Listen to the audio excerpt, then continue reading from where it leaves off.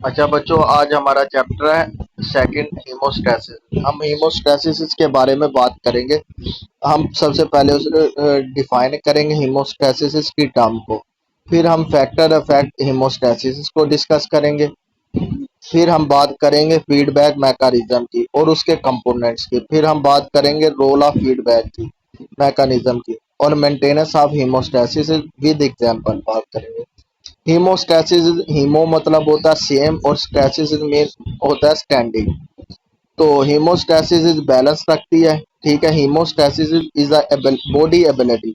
हमारी बॉडी की एबिलिटी होती है, क्या करती है, maintain a stable internal environment despite external change. जो बाहर के इन्वायरमेंट से इंटरनल इन्वायरमेंट को बैलेंस रखती है। ठीक है, hemostasis is a body self-regulation to maintain stable internal condition, essential for optimal function and survival। मतलब हीमो का मतलब है सेम और स्टैसिस का मतलब है स्टैंडिंग। तो इससे साफ जाहिर हो रहा है कि हमारी बॉडी में ये सेल्फ रेगुलेशन है जो मेंटेन कर रही है स्टेबिलिटी को। ठीक है, बात क्लियर होगी है कि हीमोस्टैसिस क्या है। Homeostasis must be maintained for normal body functioning and sustain life. मतलब हमारे नॉर्मल बॉडी फंक्शन को मेंटेन रखती है, बैलेंस रखती है, फॉर किसके लिए, सस्टेन लाइफ के लिए। हीमोस्टैटिक क्या होता है, इम्बैलेंस और डिस्टर्बेंस हीमोस्टैसिस रिजल्टिंग इन डिजीज। अगर हीमोस्टैसिस इम्बैलेंस होगा तो क्या होगा, उसका रिजल्ट डिजीज वगैरह हो जाएगी। फर्स्ट डिस्क्राइब करा था फ्रेंच साइकोलॉजिस्ट ने, जिसका क्या नाम था, क्लाउड। और इन 1865 में लेटर नेम वाल्टर कैनन इन 1926। अब फैक्टर अफेक्टिंग हीमोस्टैसिस क्या है। फैक्टर अफेक्टिंग हीमोस्टैसिस इंक्लूड होता है external environment condition, internal metabolic process, hormonal sign and body feedback mechanism. Factor affecting homeostasis में कौन कौन सी चीजें इंक्लूड होती हैं, एक्सटर्नल इन्वायरमेंट और इंटरनल मेटाबॉलिक प्रोसेस हो गया, हार्मोनल सिग्नल हो गए, body feedback mechanism. Some other factor में भी include disease, stress, lifestyle, injury, dehydration, genetic factor, outside temperature. Other factor में क्या क्या आ जाते हैं बेटा, डिजीज हो जाती है, स्ट्रेस आ जाता है, लाइफस्टाइल आ जाता है, इंजरी आ जाती है, डिहाइड्रेशन हो गया, जेनेटिक हो गया, factor outside temperature. Two major system involve होते हैं इसमें, ऑटोनोमिक नर्वस सिस्टम इन्वॉल्व होता है और दूसरा कौन कौन सा, endocrine system. Two major system कौन कौन से, ऑटोनोमिक नर्वस सिस्टम, दूसरा एंडोक्राइन सिस्टम। अब फिर दोबारा हम हीमोस्टैसिस को दोबारा डिस्कस करते हैं।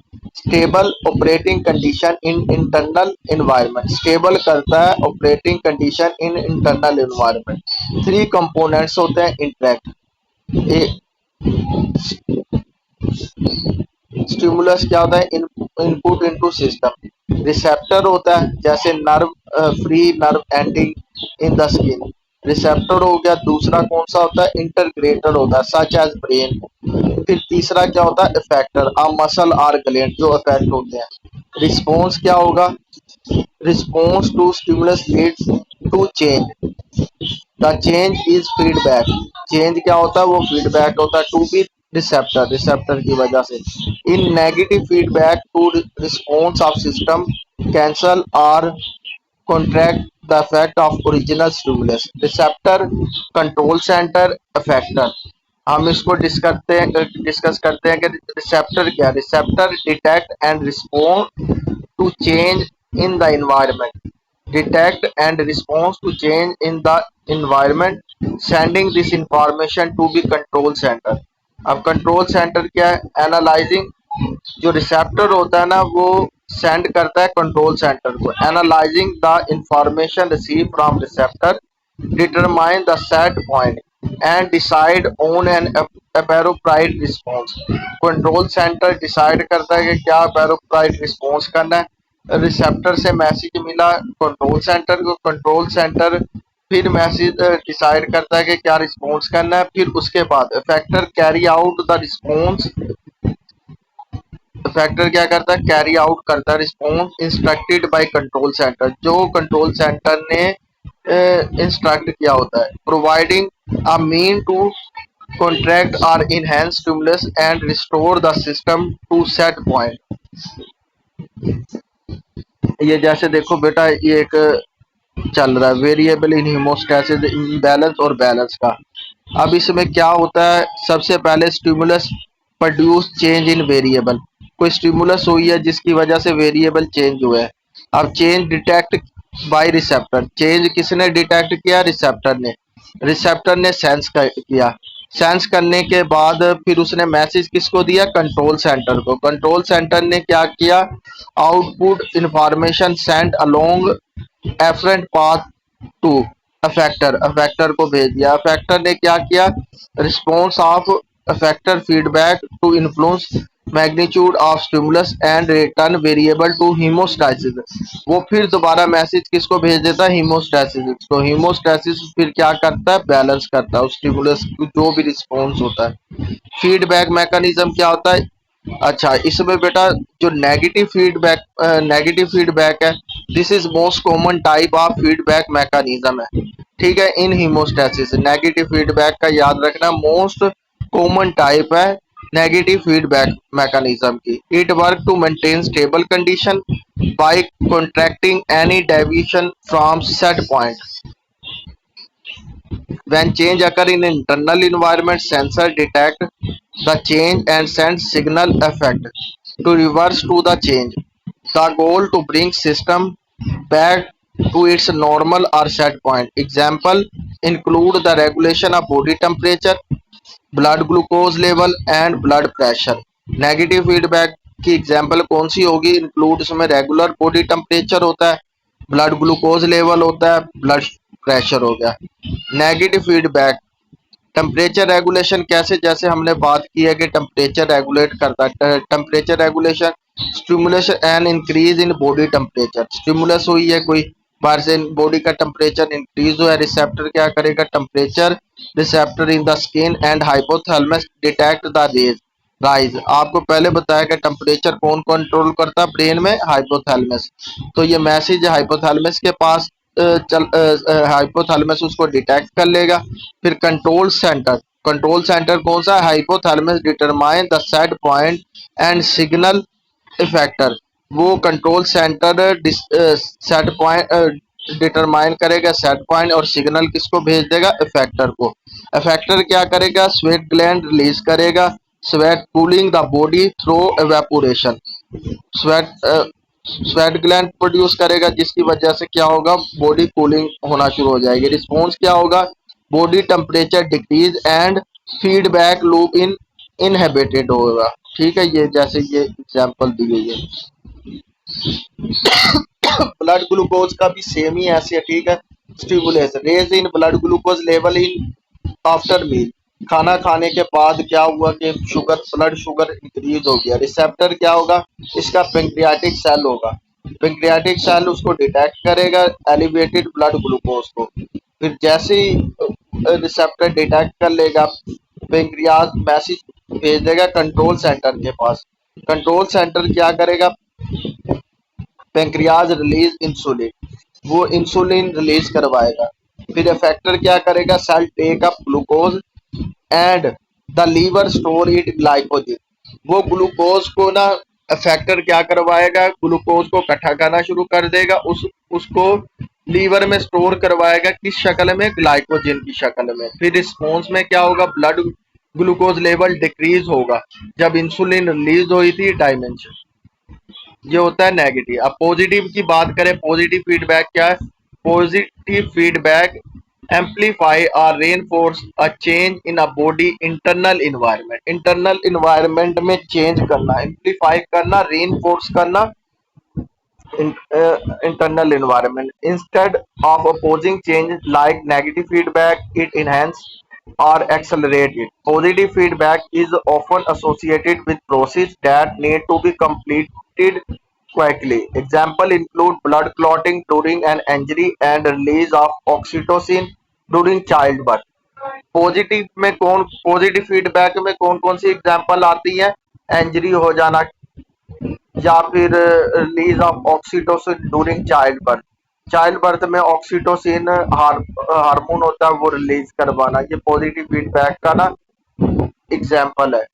पॉजिटिव फीडबैक में चाइल्ड बर्थ का कैसे, uterine contraction, receptor stretch receptor in cervix detect pressure from baby head, वो बेबी हेड का प्रेशर डिटेक्ट करता रिसेप्टर, फिर वो ब्रेन को मैसेज दे देता है in hypo the hypothalamus and pituitary gland release oxytocin in response to pressure stimulating uterine contraction. Contraction में फिर जो ऑक्सीटोसिन जब प्रोड्यूस होता है जिसकी वजह से यूट्राइन में कंट्रैक्शन शुरू हो जाती है। Effector uterine muscle set effector contracting and pushing body further down the birth canal. ठीक है, ये बेटा ये पॉजिटिव फीडबैक की क्लॉटिंग भी किसकी एग्जांपल है, पॉजिटिव फीडबैक की। ठीक है, सेम एज इट, जैसे कोई टिश्यू डैमेज होता है या कोई चोट हो जाती है, फिर receptor platelets release chemical signal, control centre क्या करवाता है, प्लेटलेट्स को रिलीज करवाता है, फिर उसके जरिए फिर जिस जगह ब्लीडिंग हो रही होती है प्लेटलेट्स क्या करते हैं, ब्लड क्लॉट करवाना शुरू कर देते हैं इंजरी साइट पे।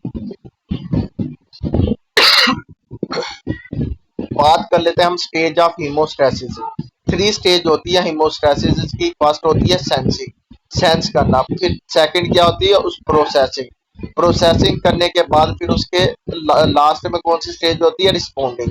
This stage are manage by receptor control centre, ये कौन कंट्रोल करता है, receptor. This stage are manage by receptor control centre करता है और effector respectively. This stage work in continuous manner for maintenance of homeostasis, ये continue हमारी body में वर्क कर रहा होता है। ठीक है, जो बैलेंस रखता है हर चीज को। आप आपने याद रखना, हमारे पास दो टाइप्स के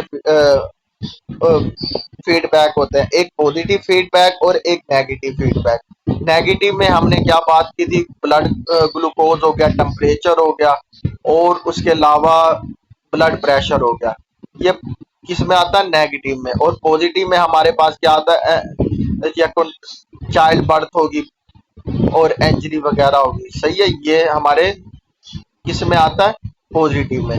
नेगेटिव में हमारे पास क्या क्या क्या आता है, नेगेटिव में हमारे पास ब्लड प्रेशर, शुगर, टेम्परेचर वगैरह। और पॉजिटिव में हमारे पास क्या था, क्या एग्जांपल थी, बर्थ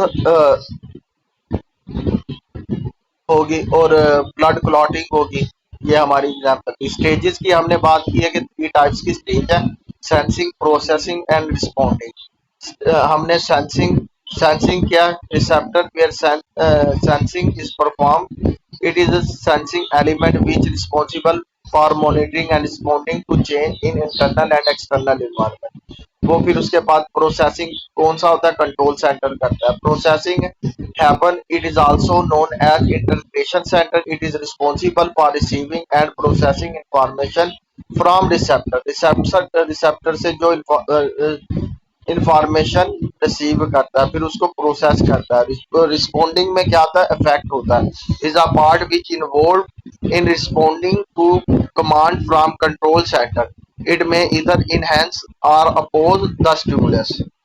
ये हमारा था सेकंड चैप्टर हीमोस्टैसिस, जिसमें हमने हीमोस्टैसिस की डेफिनेशन करनी है। ठीक है बेटा, डेफिनेशन में हमें पता है कि हीमोस्टैसिस बैलेंस करता है। ठीक है, internal environment, stable condition in internal, internal हमारे पास तीन कंपोनेंट्स थे, रिसेप्टर, इंटरप्रेटर और इफेक्टर। ठीक है, ये बात कर ली हमने।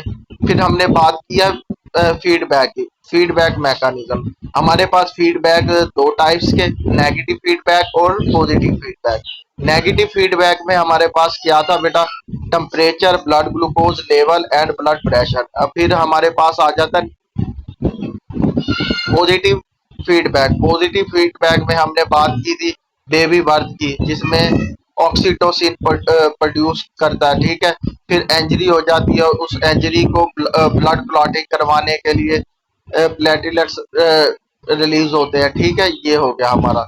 फिर हमने उसके बाद स्टेजेस की बात की थी, हमारे पास थ्री स्टेजेस होती है हेमोस्टैसिस, सेंसिंग, प्रोसेसिंग एंड रिस्पोंडिंग। फिर हमने बात की स्टेजेस को एक्सप्लेन किया। ठीक है बेटा, ये हमारा सेकंड